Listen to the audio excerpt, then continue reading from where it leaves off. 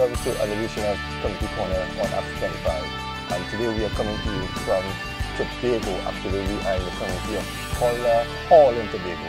And we will be chatting with a person who is responsible for the launching, or actually the starting, of the prison youth clubs in Trinidad and Tobago. And today we are at our home actually, and I would like to introduce to you Ms. Merle Hercules. And Ms. Hercules, it's a pleasure to be seated here with you, to speak with you today. Ms. Hercules, as I said before, is really one of the foundation members who started this organization in 1994. Now, tell us a bit briefly, it started in 94. What was the real purpose of starting this? We heard about different youth clubs, the police youth club, you know, all different youth clubs, but the prison youth club, and it started in Tobago. What was the sole purpose of starting this organization? Well, obviously it came from the head. Mm-hmm. You know, Mr. McConney, who was the then commissioner of the prisons, yeah, along with Mr. Henry Chase, who was supervisor of the prisons, with Mr. Cedric Guy, we had Mr. Carl Rodney, and Dexter Moore and others, Miss Laura Kalinda, and foundation people like those. Yeah. The head recognized, social studies wise, that too many black people were in the prison system and something had to be done to nip it from the bud. So this organization for the upliftment of youth came into being to assist young people before they get into the stream of the prison, to help to curb their behaviors. So here we are with the Prisons Youth Club, with our motto, towards the upliftment of youth. So presently there are 4 clubs in Tobago: Mount Grace, Pleasance, Patience Hill, Lanceme, and Golden Lane, right? Yes. How successful would you say from 94 to 2015 have these clubs become? Well, these clubs are doing well.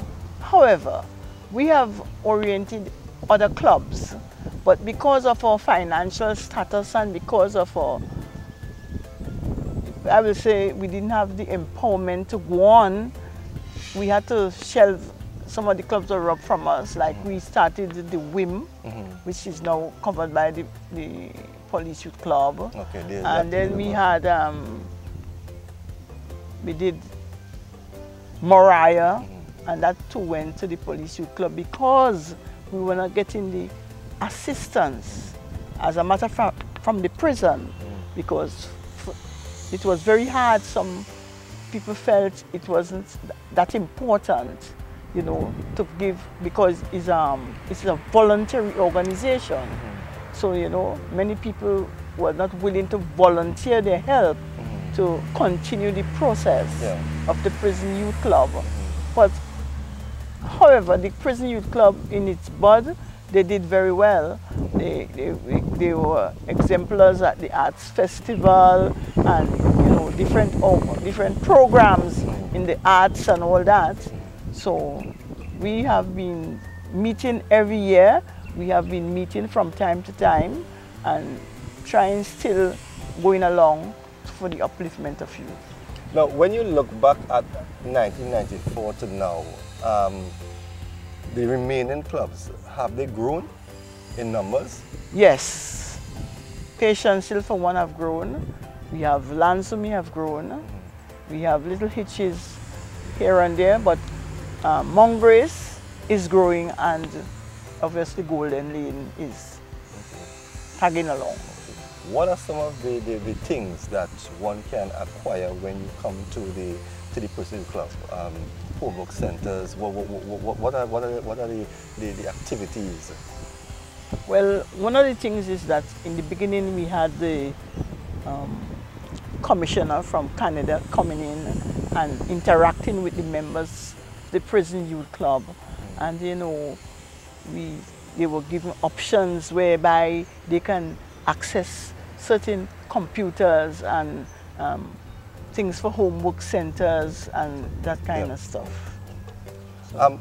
If one is to ask right now, what are some of the challenges that you all face right now? What will that be? Well, finances for one thing, and then the corporate, the help. You see, it is a voluntary organization, and people still not ready to give their voluntary help. Right? Except for some reason they feel they must get something for something immediately. Must get paid. Yes, they must get paid. But you are still involved with the club, right? Well, yes, but not as I would like to, because I have a lot of life to put in, a lot of things to give back, and you know, it's pretty lacking in many areas.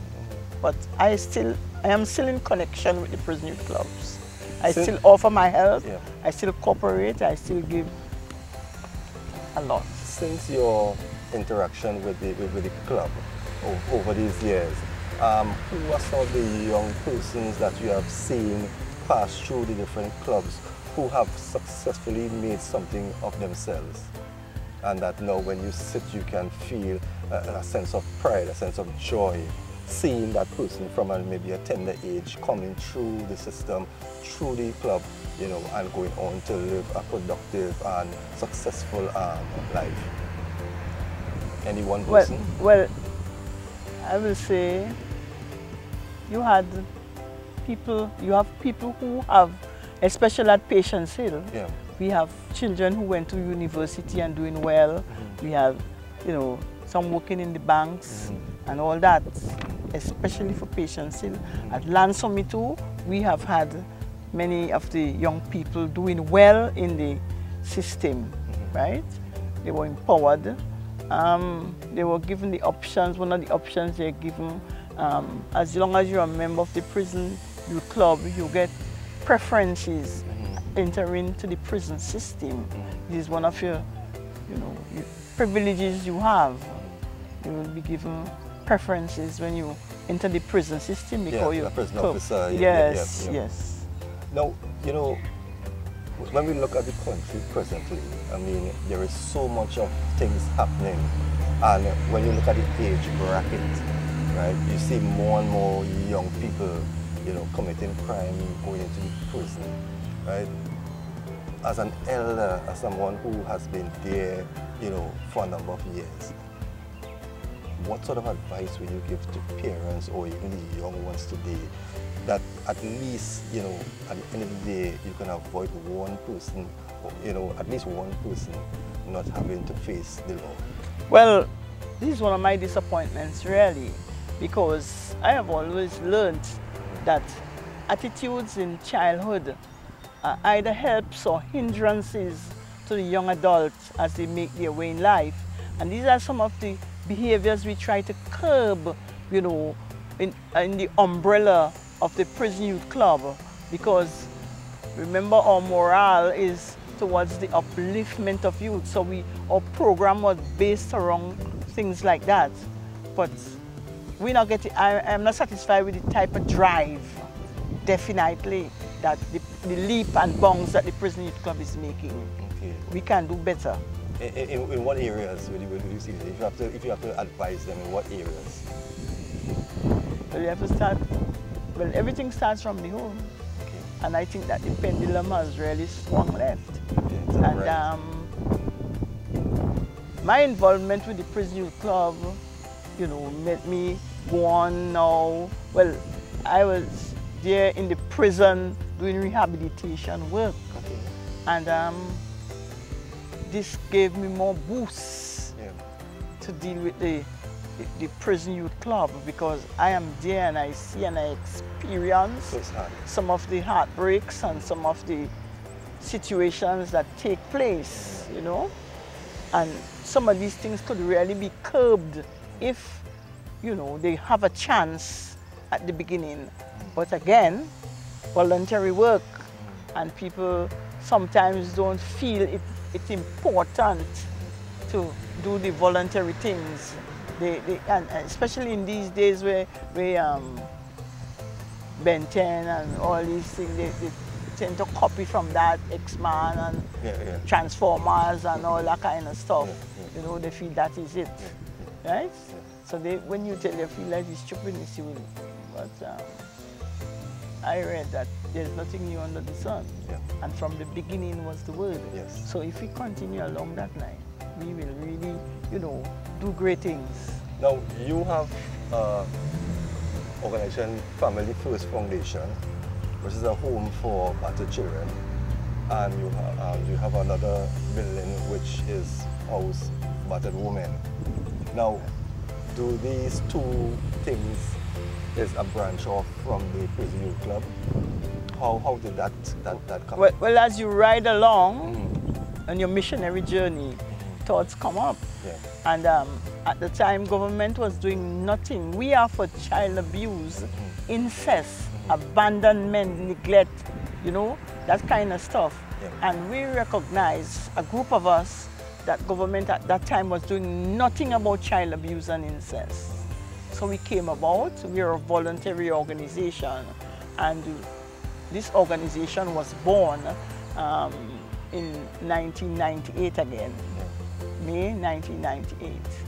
And many times we used to keep the committee meeting for the prison group right in this building, because we were just an umbrella body, not housing children at that time, but we were doing the outreach programs like HIV and AIDS, childhood, teenage pregnancy, the radio program, and those other programs that contribute for the upliftment of youth. So, you know, this is what really caused us to be in that area. All these years, giving so much, doing so much, you have not stopped. What drives you? Well, I would say it comes from my guts. And I have learned that with one of my pledges in school, that I shall, even after leaving school, make the best use of my time and books, so that I make this world a better place for my having lived in it. So this is what drives me. This is what drives me. Human nature, when the human is involved, and you see so many ills and that kind of thing. I have been very much involved with the Youth Council, the National Council, the Caribbean Council.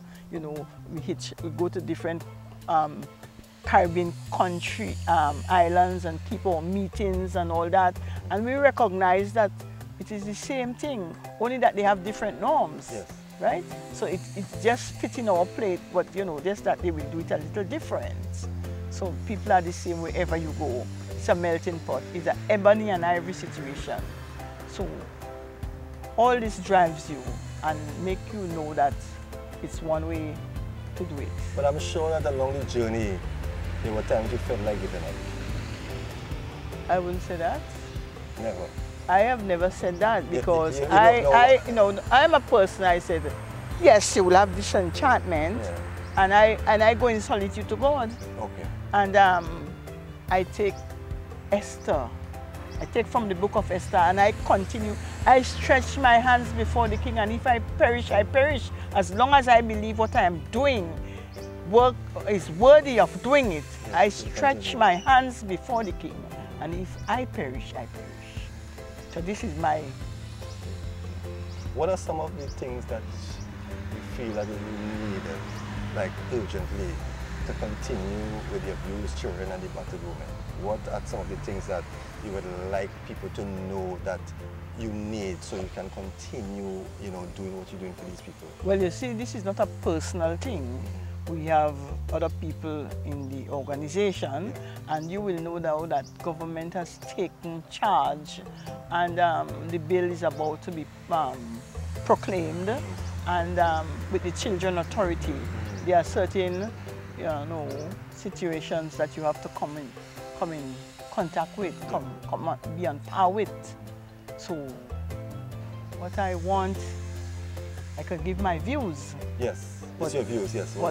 Not what I want, because what I want, I go. No, what I said, when I said what you want, is like, what can one assist you with that you can help these children in the line of maybe food stuff or clothing? Well, we have always had corporate citizens who will come in. Yesterday we had the Rotary Club coming up on board. Right. We had President Kamuna. He came on board and he gave us washing machine, dryers, and he's about to come again because he told us he wasn't able to make it for Christmas, so we are expecting him anytime. You know? So this organization is widely recognized.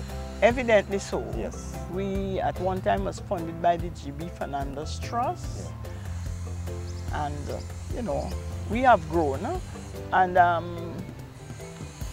we intend to keep growing because we have a mission. Yes. That despite what the situation is, everybody is worthy of having a certain lifestyle. Every individual is worthy of a lifestyle that will fit them to live, right? So we have the THA, who we work in coordination with, and the social services, the health and social services department. We can, you know, we might not always get the cooperation, but we have a chief secretary who is always willing to help us and to come on board. We have the Tobago Development who have now come on board because they have seen the importance of what we are doing, you know. So people come from time to time, they say they see us on the internet, and it is left for us to prove ourselves worthy of the praise. Where would you like to see this organization reach before your time on this earth comes to an end? What would you most like to see happen with these two foundations? I would like that we reach a stage where we have the people that we come in contact with, they appreciate what we do, but we set a stage that they, because we have our psychologists who will see them. Yes, we will have obstructions, like some wouldn't want to see the psychologist because they say, me and my children are mad, so they want to come to. But it is a process that we have detailed and recognized that, because it's really needed. The children are troubled, they are traumatized most times, and I would like that we have a foundation, an organization whereby we could go beyond. Even when the children meet the stage to leave, we can have transition homes. This is my level, that we can have at least about 6 transition homes, because we wouldn't have 6 transition children at the same time, because our children, sometimes the children are very brilliant that pass through, and you will challenge them, you will, you know, give them the upliftment to go to university, and they have the political will where they can get scholarship from social the department. There's a department that will deal with the children, and if they're worthy, they get scholarships. And those children, you don't want them to come, they're not coming back here to live with you, they come in transit to pass back, or, you know, that kind of stuff. So, but you're going to have the child who will fall in the slot, in the cracks. And those are the children that we want to have in transition homes, you know, until they are ready, because sometimes they ain't ready at all. Even when we used to have the domestic violence women, they don't get ready, because they continue to cry all their lives, because many of them will have hurts that cannot be mended at all. So we have a mission. We really have a mission. We have a mission, and like the quotes, going to Habakkuk, write your vision down. So that is our road. That is our speed. That is our journey. And I remember the Bible said that as long as you walk upright, not one good thing will he withhold. So just speak to him, right? Because if you don't pray, he don't answer prayer. Even if you see that this is what you need here, you have to ask for it. You have to keep asking, and you have to keep pushing towards the mark.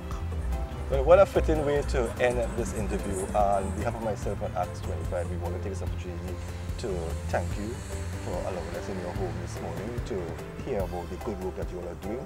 And we want to wish you, the organization, and the prison youth clubs in Tobago all great success, and we hope that you will go from strength to strength. Indeed, it was a pleasure. You know, we just having, well, as I do the rehabilitation in the prison, on the 7th we're going to be having the Calypso competition with the boys, and the real hot. Yeah. So I don't know if you could come across. I will try my best. Yes, it is really good. We're trying to give Unitrust compensation to the winners placed on their properties so that when they leave, they can have, this is something I've been doing for years, right? But you know, different people will do different things. But we are having it again this, right? So we're going to have them, like the first prize, 1,000 units, and that kind of thing. And give them a start. Yes, give them a start so that when they come out, yes, you know, have something to start with. Yes. Again. So this is our mission. Thank you very much. Yes, great. Thank you very much. Great. Well, there you heard it from Miss Hercules, Miss Merle Hercules, very powerful last name. No wonder why she has been going from strength to strength. And it was indeed our pleasure to be in Tobago as part of the growth of the Prison Youth Club in Trinidad and Tobago. Remember, as I said in the opening, Miss Hercules, a foundation member who has started this work, and it has now spread to Trinidad. Actually, it's spread to Trinidad. Yeah, there is 5 groups in Trinidad and 4 in Tobago. Doing a marvelous job. You have seen a lot of the Trinidad groups on Acts 25. We have visited them, and we are now showcasing the ones from Tobago. So we want to wish the organization and the prison service all the best. Remember, this is Acts 25. We have come to the end of another edition of Community Corner right here. Remember, view us every Thursday evening at 6 p.m. with a repeat at 12 noon on Friday.